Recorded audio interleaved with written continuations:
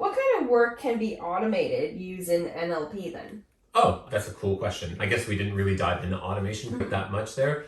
Let's think through the kind of content or text that we were talking about an NLP system understanding. So let's take it to the world of like HR.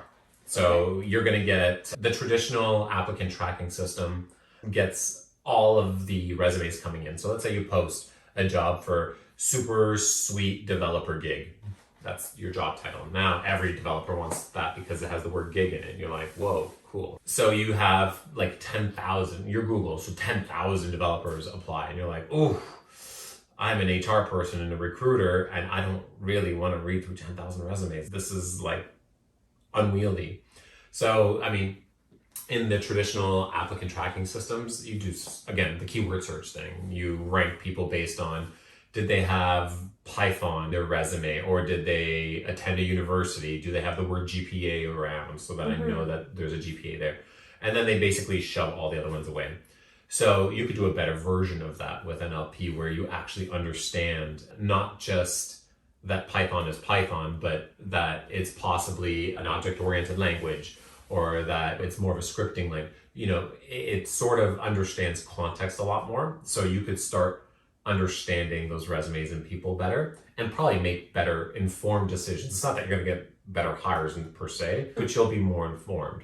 In other parts of the business, such as like accounting, where it's like, you know, largely invoice, purchase order, contract heavy, you have to kind of distill all those bits into some sort of rule that you will look for when you're being paid or when you're paying out or whatever.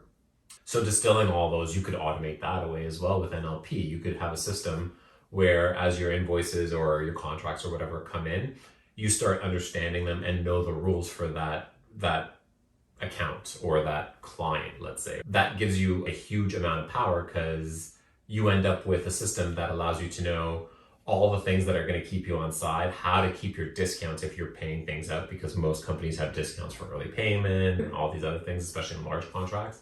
And also when and how people are offside on your contractual terms. And then speaking of contracts, just for one more example, you could literally have NLP work through all of your contracts and ensure that they're all on side. So generally a large business will have a very large sum cost in legal cost, right? Or they may have large legal counsel hired for themselves. You could reduce that cost greatly by understanding what is on side for your legal. So we have 400 clauses that are allowed in our contracts going out, and the ones coming in, we expect, I don't know, a different number. And then as those contracts come in and out of your system, and your system is understanding or reading them, you then understand immediately which contracts are on side and which ones don't quite meet the bar. And then instead of your legal seeing all these contracts, which is usual business, you only flag the ones that might be troublesome. And you may even point legal to the specific 3 clauses that you think. So now, you know, legal costs, if you're going external, can be like hundreds of dollars an hour.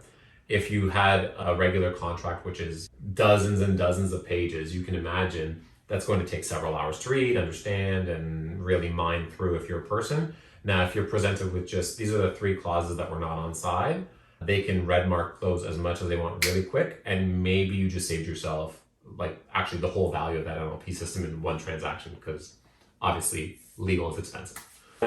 Well, it sounds like the whole business can benefit from NLP.